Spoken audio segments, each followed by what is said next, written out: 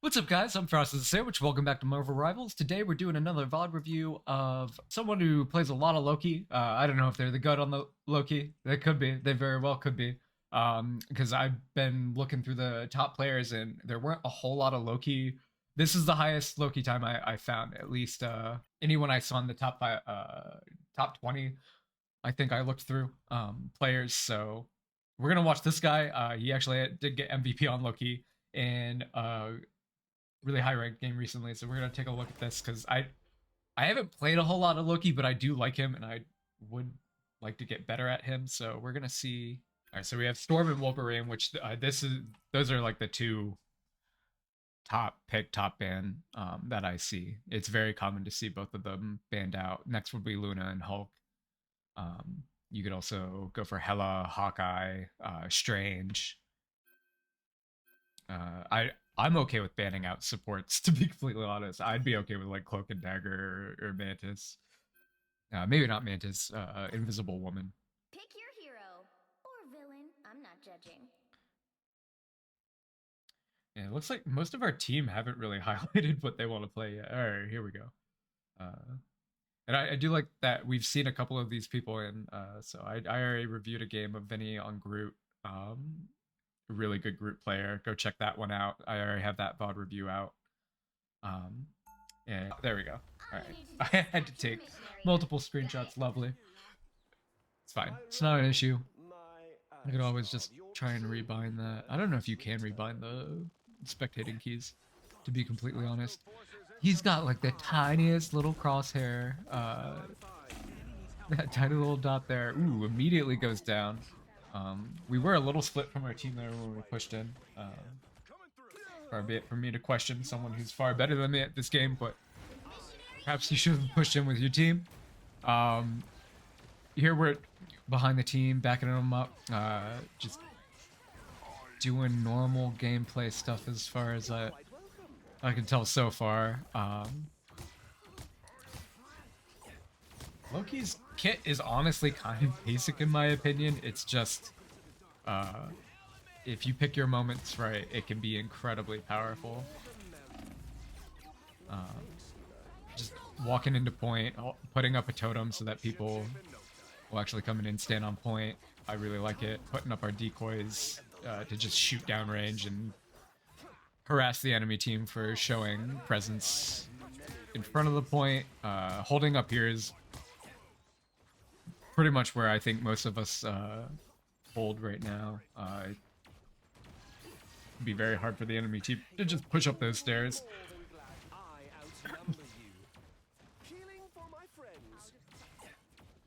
They're backing up with our team. And so far, his positioning has basically been, you know, just kind of stick behind the team. We just copied Cloak and Dagger to have a very effective support ult. Not shocking that he's copying other supports, to be honest. And we're using the kit. Hell yeah, I love to see it. That's why I think Loki is. You could definitely argue that he's S tier. I put him in A tier in my tier list, but I would have no issue with him being an S tier because you can, if you're really good with other characters, you can do some crazy things on this character. And he does have very good healing. He's got one of the few, like, his ability healing can counter certain ultimates, which can't be said for some of the other healers. They like some ultimates they have to use their ult to counter, whereas his totems do so. It's basically another a defensive ult's worth of healing on their own, and then you can copy another character and get their healing. So I think he is a very strong character, and can keep your teams alive. That being said, they can shoot the totems. There is counterplay to the totems, but still, I think like if you put popping them up in response to an ultimate, they won't have enough time to take the totem down. You should at least be able to tank the damage from it a little bit. There we copied Cloak and Dagger again. Nothing surprising. Support ultimates are broken. Just gonna say that right now. Support ultimates, say it with me, are broken. 4, 3, All right. Let's go back over to Harvey. Still on Loki. Groot's just building. Okay, Groot. I don't know if he was just trolling his team there. I'm gonna assume that's what that bridge was, or that little ladder up that you forced everybody to climb. Sorry, a little sip of monster there. Again, we're sticking with our team, sticking right next to our cloak and dagger too. They've pretty much stuck together the entire game, and that's what I would expect high-level supports to do, is not only kind of position themselves to make it hard for the enemy team, specifically the enemy backline, to get line of sight on you, and stick together so you can heal each other in a pinch, because two of you is always better than one. And copying support ults. And I haven't seen him be super aggressive, but he is throwing damage down range. He's not neglecting the fact that he's still present in the fight and needs to be dealing damage. Supports always do need to be dealing damage. You can't just heal. I mean, you can, and you can try and I play Rocket. I'm sorry. I know Rocket has a lot of healing, but you can deal a lot of damage with him too. Watch Defran play Rocket. He's kind of wild on that character. But anyway, support should still be backing up damage, because I mean, in certain situations, like if you have the numbers, there's an argument to be said for stop healing and just start killing the enemy team, and you'll win the fight. Even as a support, if you gain the numbers advantage by like healing through a team fight and getting one or two people on the enemy team dead, just start dealing damage to the rest of the people. I'm not saying stop healing entirely, but stop focusing on purely healing and try and kill the rest of the enemy, because you still deal significant damage as support. All the supports in this game still deal plenty of damage. Might not be quite as much, not quite as quickly as some of the DPS or some of the tanks, but you can still deal a lot of meaningful damage, especially as Invisible Woman, which it looks like we've swapped to here. And that might be some of the reasoning behind it, is maybe we just didn't quite have enough damage with the Cloak and Dagger, so we picked somebody else to swap to. Because Cloak and Dagger damage is kind of underwhelming. I think Invisible Woman has some really good damage in her kit, so I'm not shocked that he went for that instead. Still has a really good support ultimate. We can copy that, and actually has some really good damaging options in her kit.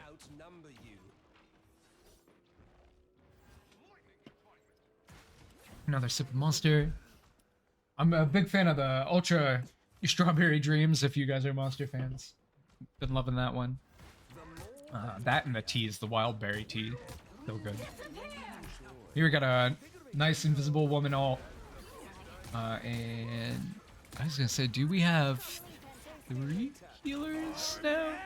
Is that a Cloak and Dagger I see? Hold on, what's Pratt playing? Yeah, alright, so we are running 3 healers. And that's honestly kind of common right now. The enemy team is not, they only have 2 healers, but they do have 2 defensive ults. On the other hand, we have 3 defensive ults on our team, which is kind of crazy. Sometimes I'll see 2 supports, 2 support ultimates, like Luna and Cloak and Dagger paired with a Rocket, which that can be incredibly strong too. You don't necessarily need 3, but having 3, I think, is even more obnoxious, and the enemy team's going to struggle to deal with doing anything against your enemy team, because it almost, having 3 defensive support ultimates almost guarantees that you're at least going to have one every fight if you guys use them wisely. Obviously, if you blow them all in one fight, you're not going to have them, but at this level, usually people are calling out when they're going to ult and trying to, especially the supports, communicate with your other supports. Let them know when you're going to ult, or say like, hey, I'm gonna ult first, or I'd like you to ult first, and here's why.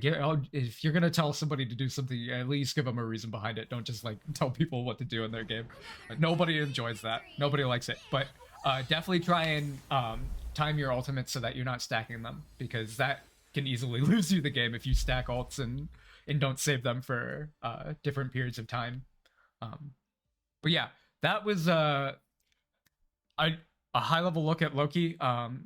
Honestly, like maybe I'll I'll do another game on him. That was pretty short. I don't necessarily know that I learned a whole lot from watching him other than that the basics of being a healer and just copying other healers is incredibly strong, and healer ultimates are strong.